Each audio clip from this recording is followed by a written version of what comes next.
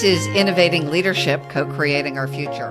I'm your host, Maureen Metcalf, the founder and CEO of the Innovative Leadership Institute, where we help leaders be future ready. Helping us on this mission today is returning guest Neil Sahota. Hey, great to be back, Maureen. Always enjoy our conversation. Thank you.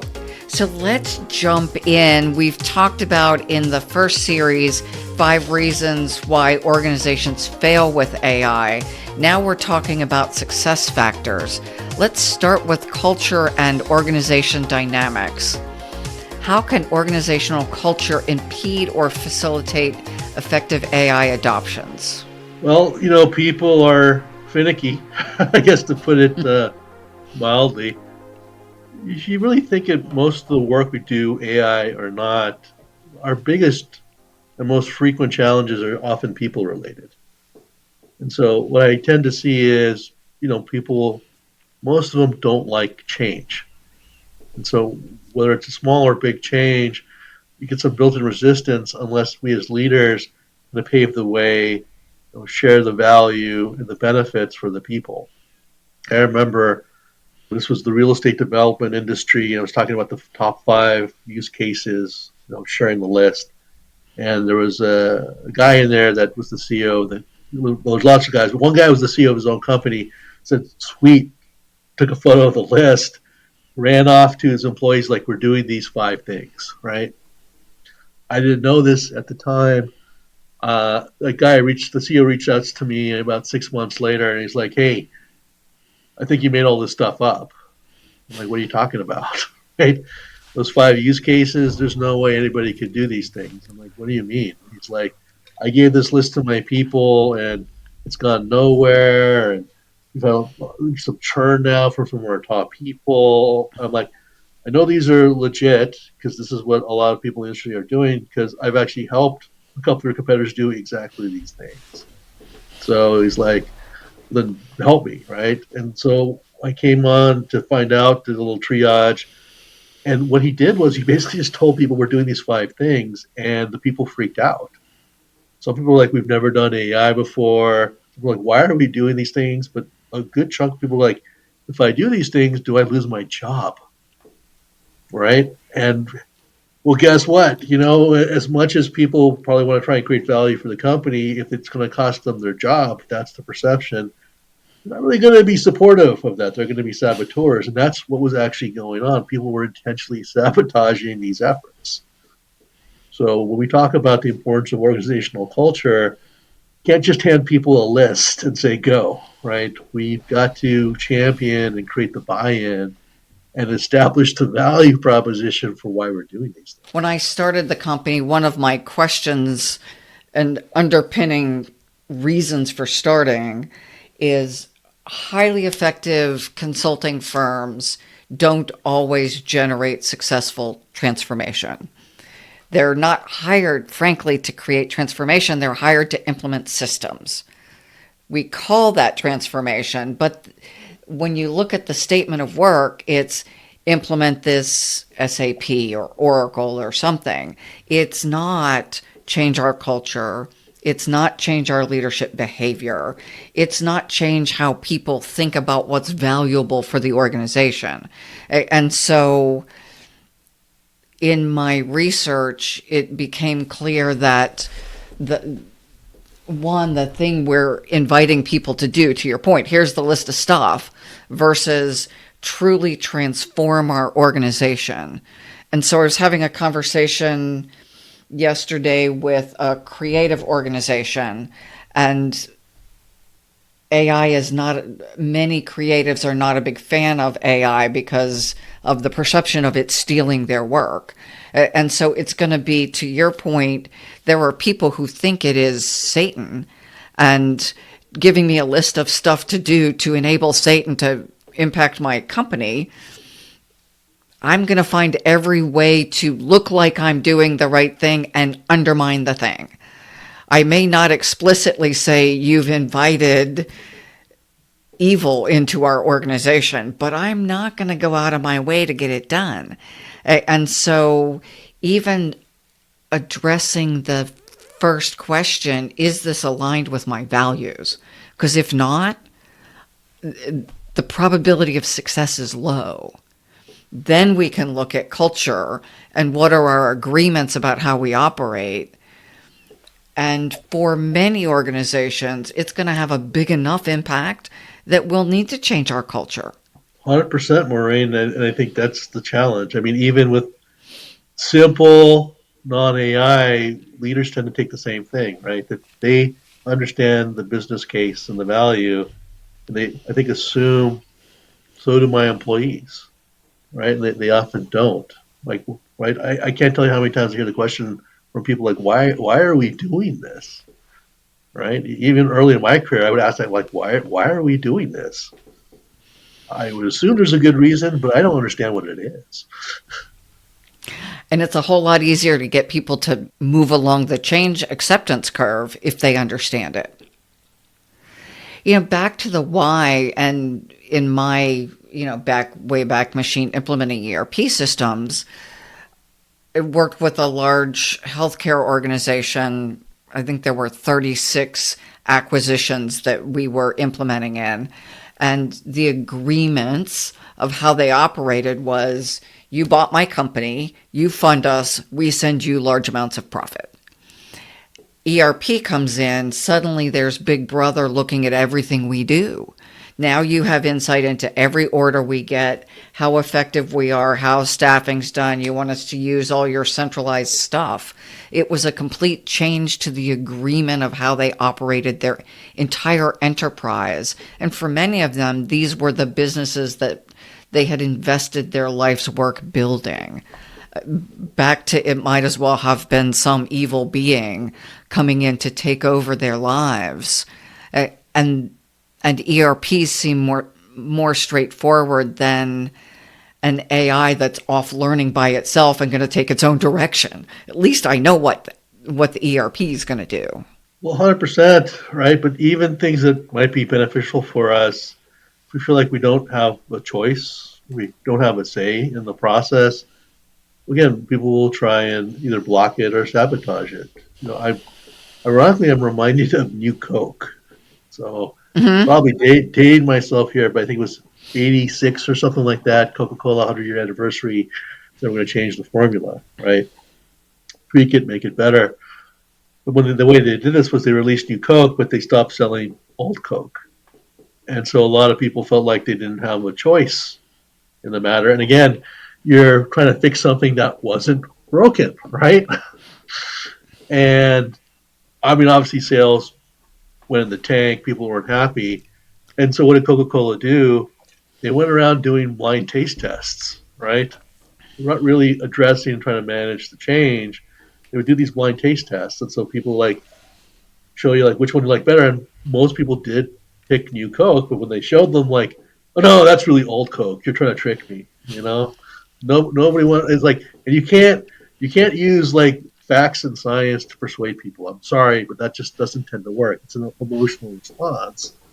And so the only way Coca-Cola finally got over the hurdle was they brought back old Coke, made it classic Coke. People would buy that, but the sales for New Coke at one point the reputation was so tarnished it just faded away. It might have been the better product, but the way they rolled it out, the change was extremely poor.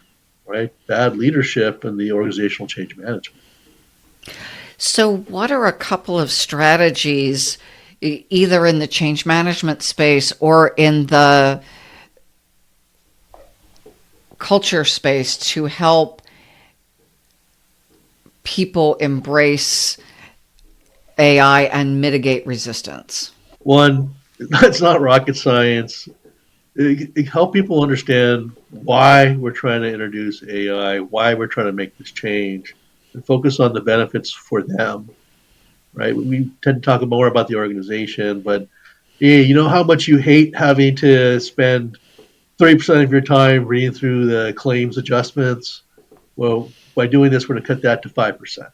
You know how much you hate having to fill out these same paperwork over and over again for each customer. Well, we're going to take that off your plate so you can actually focus more on the marketing message, right? Frame it that way. Show them the positives. Second, great to think big, but start small, right? People already don't like change, even small change. So you want to focus on small, quick wins, things that tend to be innocuous. One way I've been helping some companies actually kind of build that momentum is kind of call it what the concierge model. Right? We talk about agentic AI, these agents that can do certain things. Use a small language model, SLM, so not something big like ChatGPT, but let the AI read your employee handbook, give it your PTO policy, your tuition reimbursement benefits. And so that if people have HR related questions, rather than go to a portal or talk to an HR rep, they can actually get their questions answered by this HR concierge. It's innocuous. No one's going to flip out if it, makes a mistake and says, will you have 19 PTO days instead of 20, right? It's a way for people to see, interact, but you can actually show value from that, right? And then you can start stacking over there. What I see is when they build an HR concierge, they'll do kind of like a branding one. We'll put something on our website. So if people want to learn more about our products or investors are interested in investing, they start building out that way. So don't even Jim Collins with his BHAGs, big hairy audacious goals, right? Says you still have to figure out the small milestones in the journey to get to that BHAG. So don't jump all the way. And the third is really give people some training, but help them figure out things they can do in their personal lives. It creates more comfort level. Right? One of the things that I saw companies do and encourage them actually was have people write their bios using Gen AI, plan a vacation, right? It's something that they can see. Yeah, it's not the end of the world. It's not going to take their job or anything like that, but they can see how to use these tools and the value they can actually get from them, even if it's small incremental value.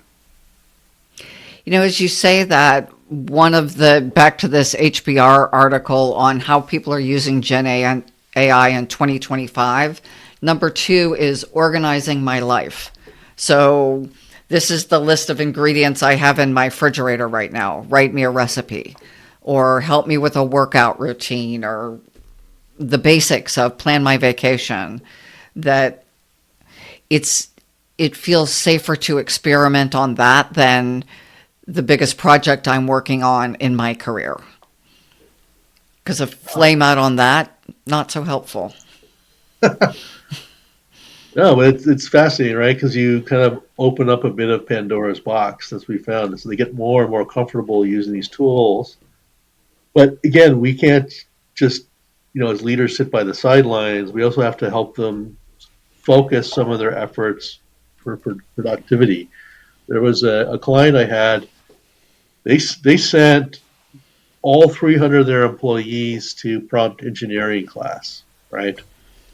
Help them understand how to write good prompts. Got them all, enterprise chat GPT. And then they're telling me, Neil, we've made this investment, all this kind of stuff, but they're not using chat GPT or AI for any of their work stuff, right? That's interesting. So I started talking with them and like, oh, I love it. The class was great. I actually do some of these things like plan a vacation, and someone was actually talking about we were actually researching potential colleges for my senior in high school, for example. And then I'm like, how come you're not using any of this for work related activities? They're like, oh, our management hasn't told us what to do with it yet. I'm like, oh, so you're waiting for the management to tell you where to apply the tool. They're like, yeah. And I'm like, maybe they thought by sending you to training that you would figure out ways to use the tool. And I'll never forget what people would say to me. That's not how we operate here, right? So I went back to the management and shared the feedback. And like, well, no, we sent them that so they could figure it out. We don't know where they should be using this. And it created this weird deadlock situation between them, which was more of a cultural issue than anything else. Employees are waiting for management to give the directions. The management's like, we've never done anything like this before, so they'll figure it out. Boom, stuck. So back to ethically, does it seem like a reasonable course to follow? and then the cultural agreements about we do what we're told, not what we experiment with. So that takes us then to the question of ethics. With AI's increased role in decision making in some companies, how should leaders approach ethical considerations and accountability? The honest truth is, this stuff is becoming a must-have, right? People talk about the legal liabilities, these types of things. That stuff is really out the window now. And I don't mean that in a bad way. It's that we have something we start calling really the trust factor, right? If you're not actively thinking and integrating ethical practices, and you're looking at some of these things, whether legally you're permitted to do it or not, you're actually going to sell out your own business, because if people don't have the right level of trust factor in your products and services, they will actually not do business. We're starting to see that already. So you look at things like healthcare, where some of these things are, I hate to say, kind of automated in terms of recommendations based on cost and some of the things. It's just like, where's the human factor and element in that, right? And they're like, well, this is what we normally do. I mean, would you spend $4 million to extend someone's life 2 more months, right? It's like, well, is that a math equation, right? That's what it boils down to. And maybe it doesn't make sense to spend so much if the quality of life is poor, but if you're talking about then a math equation, are you putting all these elements, right? All these ethical considerations as part of that math equation, and that's where you see leaders stumble, going like, well, we're kind of doing it the way we were always doing it. I'm like, there's a lot of tribal knowledge that would go into some of these things. They're not captured in that math equation. So if you're not actively thinking about those considerations, you are setting yourselves up to be, well, knocked out, right? Because we're seeing, especially with the younger generations, they don't have a tolerance for that. You betray my faith once, and I cut you out forever. So, is there a framework or a series of frameworks to help guide people through the ethical piece? Because you've given in the first conversation and this one several examples of organizations unknowingly making an ethical error. And presumably, if you're stepping into new territory, everyone's going to make some kind of errors. They will. The answer to your question, Maureen, is yes, no, and sort of. I hate to say it that way, right? Is there, like, ethical frameworks and standards out there? There's a lot of different varieties of them. Even our UN work, we're trying to figure some of these things out. Is there an accepted standard, universal use? No, and that's not going to be an easy thing to do. To be perfectly honest, I think it was 2017 or 2018, I forget. I was asked to give a speech at the Global Symposium for Regulators. And in my speech, I put voice to what everyone is thinking about, but no one wants to talk about, was how can you define right use unless you have a baseline of ethics and moral standards? And think about that. It's a very subjective thing. We each have our own different kind of code. And I've seen people very viscerally react about no one's going to tell me what's right or wrong. And here I am putting this forward saying, like, if we're really going to try and figure these things out, really feel it's important, we have to establish some sort of global baseline, right? Mm-hmm. And you could see the audience; they were super unhappy. I was saying this out loud. They were uncomfortable. All these things, and when I was done with my speech, nobody clapped. Right? No one. Wow. I remember the one of the deputy secretary generals from the UN happened to be there, ran to the stage and said, "Neil, what you said was the right thing. It was a very brave thing to do. I don't think you made any friends here. You should probably get out of here." And I did, right? So I was surprised the next year they asked me to come back. But what I noticed the next year was you had these little hallway conversations where they were actually kind of talking about that.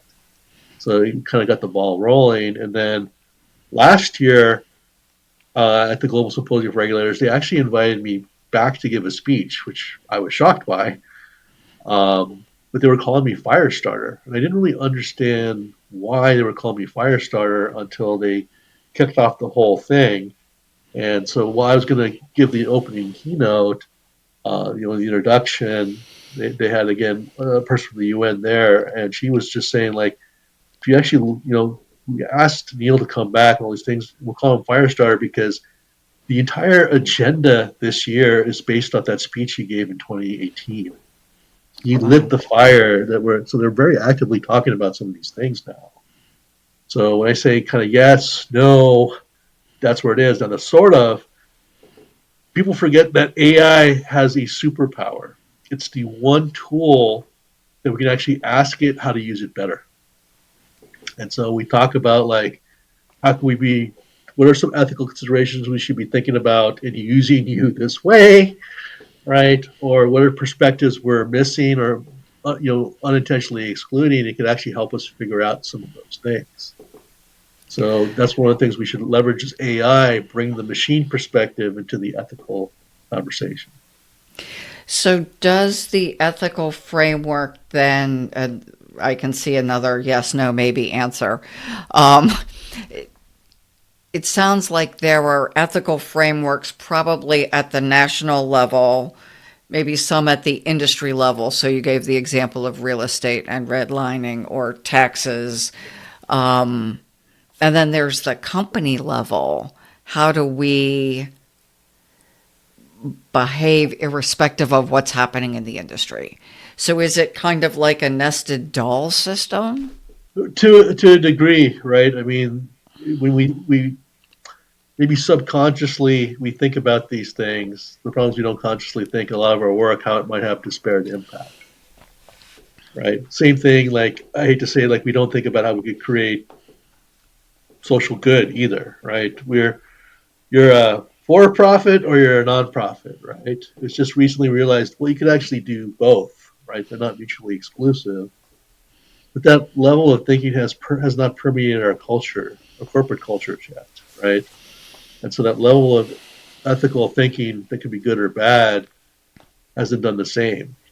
So, kind of circling back into real estate, but mortgage lending, there was great fear in that AI could learn some of our biases and, exclude certain groups. Again, redlining, violating other things. But I'm a big believer in what I call the mirror image theory. For every threat, there's an equal opportunity, just flip it around, right? And so the HUD actually started thinking about that. There was a test that was run for 3 years to benchmark this. Could AI actually be better and less discriminatory in mortgage lending? And the answer is yes. If the whole decision is really a math equation, right? Let the AI plug out all the documents, just plug out the information it needs to fill in those variables. And what we found was the AI would often approve people of color more frequently and often at a lower rate than a human loan officer would, right? And so then the question is like, why is this happening? Right? Even if you blind out the name on the loan application, we found where people were still making inferences and judgments based on where the person is moving to or what kind of job they have or where they're currently living or their level of income. And so there were all these kind of built-in biases that were slightly skewing. And while one by itself may not have been too big, grouped together, it's kind of a 3 Mile Island situation. So the HUD is starting to move towards that. Maybe that calculation should only be done by AI, not by humans. Interesting how the ethical decision making then kicks off a systemic response that has its own ethical loops. It's a never-ending process, right? But while AI, we have to worry about AI being weaponized, it can also be a powerful tool to bring democratization. Well, especially addressing unconscious bias by virtue of the term unconscious. I'm not choosing to be biased. I am doing it for any number of reasons based on my family of origin or bad assumptions. I get that, right? But we all, unfortunately, feed into stereotypes or misinformation. Like I remember the first time I had to travel to Colombia for work quite a while ago. But I had people saying like you shouldn't go, you're gonna get kidnapped at the airport, the drug cartels. And I'm thinking to myself, that stuff was like 20 years ago. They've had FARC, they've cleaned up, and I went to Colombia and I didn't see any of that, right? But the average American's perception at the time was that Colombia was a super dangerous place, right? But it was based off of what? Hmm. Yeah. Great. So let's now go on to the next category, which is communication and change management. And you alluded to change management. Effective communication is crucial always, especially during a transformation. And I love the idea that while AI is learning from me, I am also learning from my interactions with change management. So, how do we help leaders ensure that transparent and effective communication is happening throughout the organization? You started with understanding the why of the implementation. Now, how do you ripple that through the organization? That's a much larger challenge, and it's goes far beyond AI, right? Because now you're talking about the trust and belief people have in the leadership. And I think that's one thing we forget. We always talk about different leadership styles, and some people are just authoritarian. I'm the boss, so you just Hmm. need to do it. Right? We don't really live in an age where people subscribe to that kind of philosophy. And I think that's the challenge. We saw this with the Writers Guild strike in Hollywood a couple of years ago. When they saw ChatGPT come out, that's when it just crystallized in their mind the studios are going to replace us, right? Even though the studio says we're not doing that, we have no plans to do that. The Writers Guild didn't believe it one bit, right? So even you can say the why, and the studio's like, well, we can do this, right? You add value here, the creative thinking, original speech did not matter, right? The lack of trust and faith, we triggered that whole thing.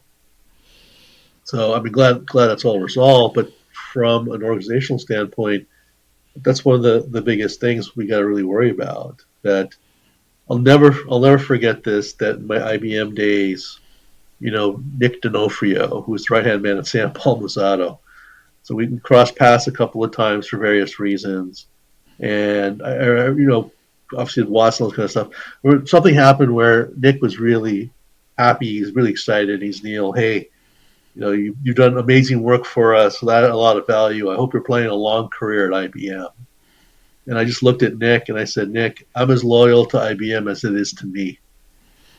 And he just kind of paused. He kind of shook his head like, okay, that's fair. Right.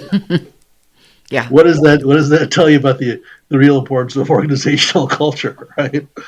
Well, and back to that alignment and your comment about the Writers Guild, if my belief is that this is evil's not the right word, but if this is going to upend my entire career and ability to pay my house payment and feed my family, then I'm not going to enable it to happen until we address that as part of our change management.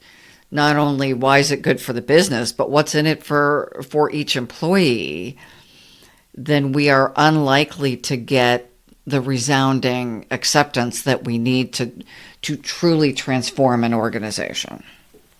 100%, Maria. That's the big challenge, right?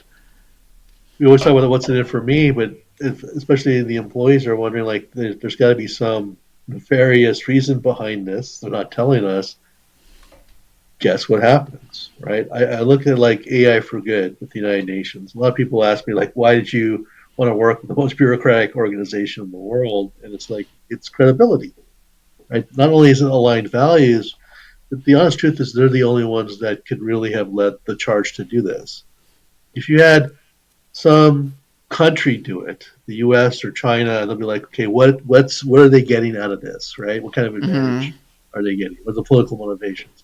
with some company like Microsoft or Google, they're like, okay, how are they monetizing this, right? We're just kind of built in that there's the good reason and then there's the real reason, right?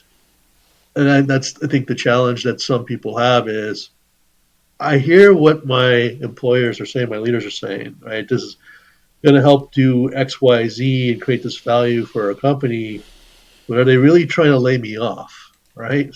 They're trying to cut costs, or we didn't have a great year last year revenues wise. So is this a way that's the dangerous thinking, right? That's a systemic of a much larger problem in the organization that the employees have lost faith in the leadership. Yeah, which seems to be rampant right now. Oh, that's the problem. We're chasing, and I know this from my own days. Is we're chasing the monthly numbers. We're chasing, the quarterly returns rather than investing in people and true long-term sustainable growth. And that again gets back to a cultural issue. And also, and our next topic, what metrics, we talk about what metrics should leaders focus on to assess the success of AI. But I would say, in response to what you've just pointed out, what metrics should leaders be looking at to assess if we are even ready for this change? Like faith in the organization. Well, that's the key thing, right? We always think, well, it's easy to do or learn. We'll just move forward. But much like you need the right infrastructure to use AI, you have to have the right organizational mindset, maturity level in place to actually recognize those benefits. So it's not enough to send someone to prompt engineering class, right? We saw that with my previous example, right? It's not enough to say, like, hey, I'm not doing this to take your job, whether they believe it or not. And that's the thing. The people challenges are the hardest, and they're slow moving and take time and investment, and yet we want to go, go, go. Mm-hmm. So that's why when I was saying, like, people are always kind of worried about more of the small, medium-sized businesses. It's easier for them to move quicker because the leadership is usually closer to the Mm-hmm. ground, right? And so they have a better beat on the pulse, and if they're an effective leader, can help manage that change and manage the organization and create that value for their employees to drive successful change. You're in a big monolithic company, you're basically Mm-hmm. trying to make a U-turn on an aircraft carrier. As I think about this, I think about years ago, we would do, and I assume this is still happening, I'm just not in that space, that we would do change readiness assessments. And we would look at things like trust. If you don't trust your leaders, you are not ready to implement a major change. If you have no valid communication channels, the things you're talking about, if you've got a culture of stability over adaptability, at a minimum, your change initiative just got bigger because you've got to address all of the systems around implementing a change. It's not just a change now, it's an org transformation in support of the change thing. Well, that's what I think people either discount or, I hate to say it this way, choose to ignore.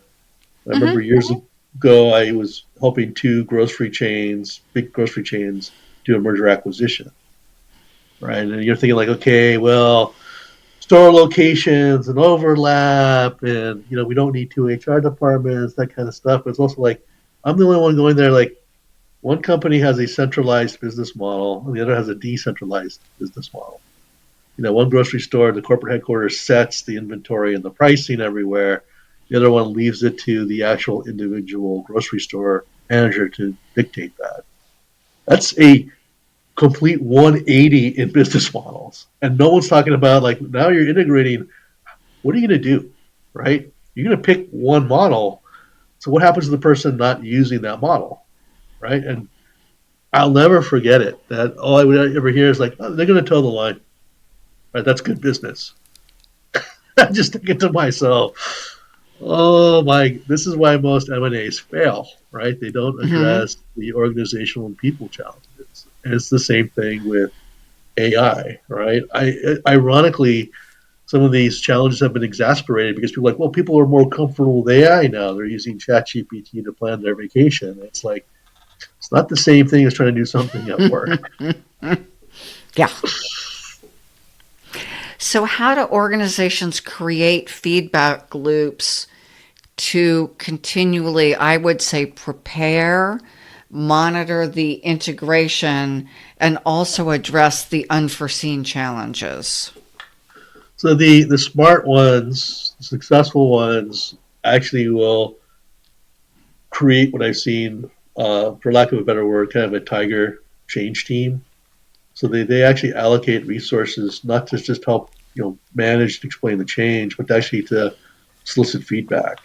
And again, AI Mm. being a tool that can help you figure out how to use the tool better, they've actually set up AI bots. And so as things are going well or poorly, you could actually share with the AI bot anonymously your feedback.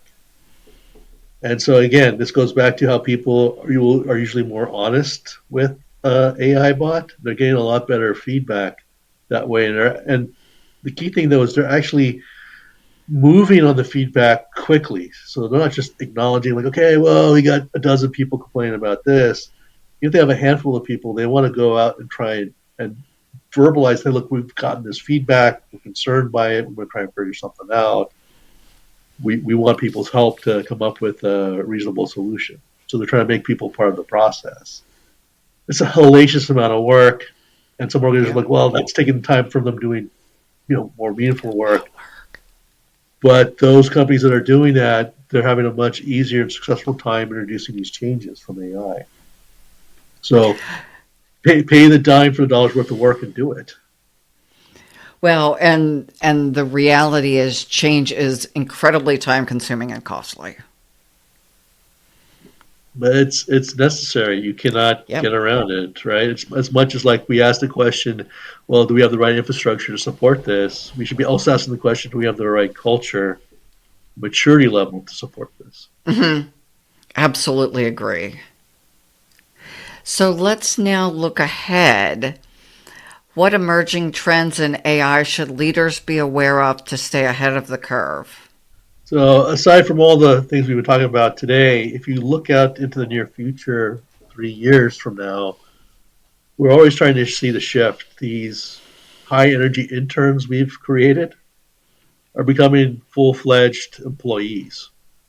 And so, as a leader, you're going to be looking at literally a mix of both human and machine employees. And in some cases, you're going to have a human managing both, or you're going to have a machine managing both. You're going to have integrated kind of teams. Again, this doesn't mean that you're replacing people, it's just different sets of work. And if you look at manufacturing, they're actually already doing this.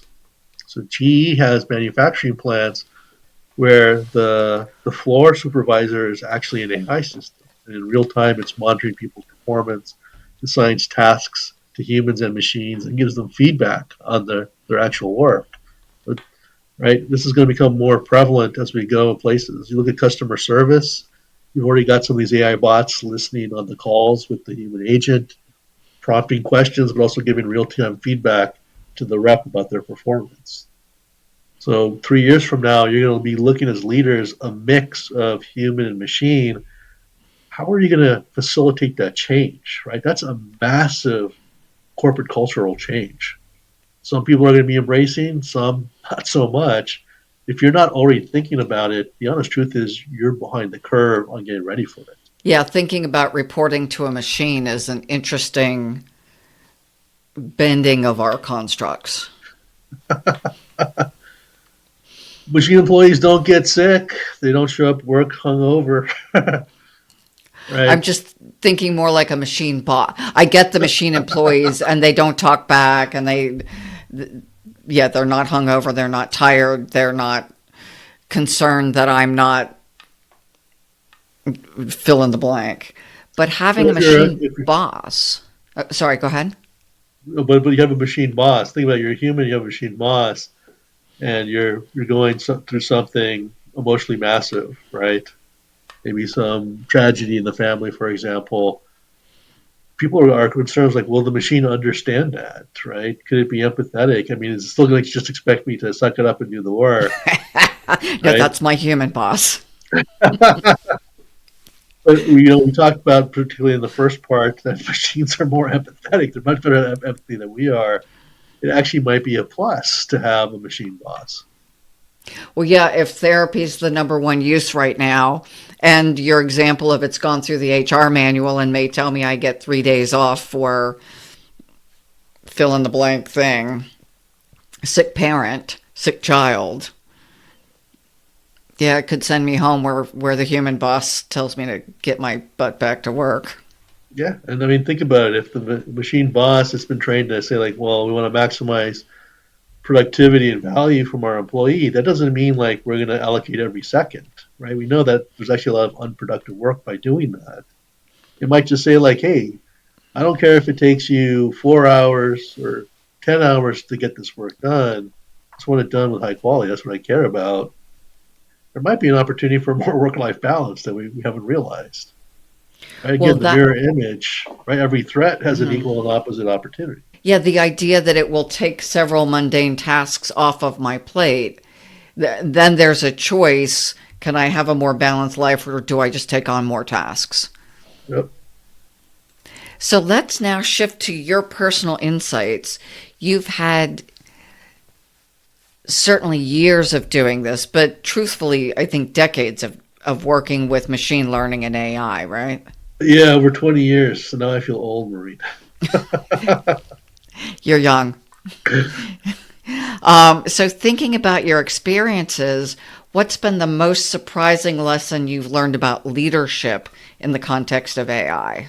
That's a great question. And I think the honest truth is as much as we like to think that we might be great leaders and we figured out certain practices and techniques, we literally don't understand a whole lot of what it means to be a great leader, right?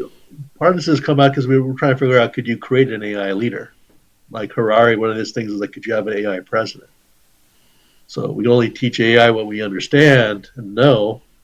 And that's one of the challenges. I don't think we really understand. Leadership is always constantly evolving, right? The workforce is changing. The world's always changing. So what works today isn't going to work tomorrow. And so how do we actually get ready to adapt? And what I really learned is that you have to be really good at understanding and, more importantly, anticipating people's needs. And that's not something we kind of figured out. Is like, how does that work with AI? You know, Harari in his ultimate quest for like an AI president or AI prime minister came to the conclusion that it would be great at day-to-day tasks, right? Operating the country, stripping out some of the political influence so you create, more fair, balanced benefits for the community. But for the big, very audacious goals, the BHAGs, for unexpected events that pop up like, a war, invasion, a famine or something, you actually really need the human leader there because the adaptability, the agility, that's all needed. So the biggest thing right now is it's not just that it's always dynamic. It's the pace of change of leadership. The world's entering a time we're calling hyper change. Mm-hmm. We'd experience 100 years worth of change in 10 years. It's the same thing with leadership. Your ability to adapt and change has to be nearly instantaneous now there you go. That's the book right there to be able to handle this, right? AI triggered hyper change and it's triggered the change in leadership. Joking aside, the whole intent behind becoming the Innovative Leadership Institute is helping leaders innovate how they lead, not just innovate the topics that they are leading. So how do I innovate myself as a leader is the fundamental question. And also the challenge to our team, including you, is how do we then keep our methodology fresh? Because what is innovative for leaders today, 10 years from now, will be stale. Oh, 100%, right? My buddy Peter Diamandis puts it best when he says you got to Uber yourself before you get Kodak. Basically, you have to disrupt yourself before you get disrupted. We're always talking about our companies, our organizations, but it's true for us as leaders. If we're not trying to disrupt our leadership style, right? That's the whole thing. But again, we have to think about what we're doing today. But we have to anticipate what we're going to be doing in 3 years, right? When I talk about like, hey, for your industry, these are the top 5 use cases that are currently going on. People are like, well, we're not doing those things, right? So they're like, great, we're going to go run and try and do those things. And it's like, while you're doing those things, your competition is leapfrogging ahead of you because they're trying to do the next things, right? And so to be an effective leader, an innovative leader, you need to be thinking about what's the next set of things I should be doing as a leader to be successful. Even more interesting is, like Steve Jobs developed things I didn't even know that I was going to think I needed. How do we help those of us doing the research and the application, how do we move the field of leadership forward so that we have to offer the things leaders need so they don't have to be an expert in leadership. They can continue to come and learn. Yeah, that's where your institute, I think, proves invaluable, Maureen, because that's what you're really helping leaders do. And again, if you're wondering where the whole world might be going, your organization might be going, where leadership might be going, AI is amazing at scenario planning. We as people suck at it, but AI is amazing. So if you want to anticipate what might be happening, you have a powerful tool to leverage, and then leverage the institute to figure out how you chart the path to that 2 or 3 year future. Adapt your leadership style and make it a reality. Thank you for that plug. And the partnership of the two of us and our organizations really does bring to bear the AI expertise and the human expertise for clients to have insight into the future, insight into the AI capabilities and solutions, and insight into the leadership and implementation. Lots of overlaps between us that help our clients see the future for themselves and successfully create it. Neil, for our listeners, again, how do they find you? Please visit my website, which is just my name, neilsahota.com. If you're looking for the latest, greatest information, especially tactical things for your organization or your life, check out what I share in my Substack, which is just neilsahota.substack.com. Of course, you can find me on social media. Feel free to connect and follow me. Thank you for your brilliant insight. I so appreciate the depth of experience you have across the broad range of topics, not just AI and what's happening in the machine learning space, but also practical implementation, real client stories, and understanding the broader context of leadership and the humans who are being swept into this cycle, some terrified and some really excited. My pleasure to share, Maureen. But hopefully this gives people the little nudge to take that next step. Cool. And thank you to our listeners for joining Innovative Leadership, Co-Creating Our Future. Are you interested in elevating the quality of your leadership? The Innovative Leadership Institute offers best-in-class leadership development, executive advising, and org transformation services. Send me a note at inquiries@innovativeleadership.com. The world's most successful leaders are created here.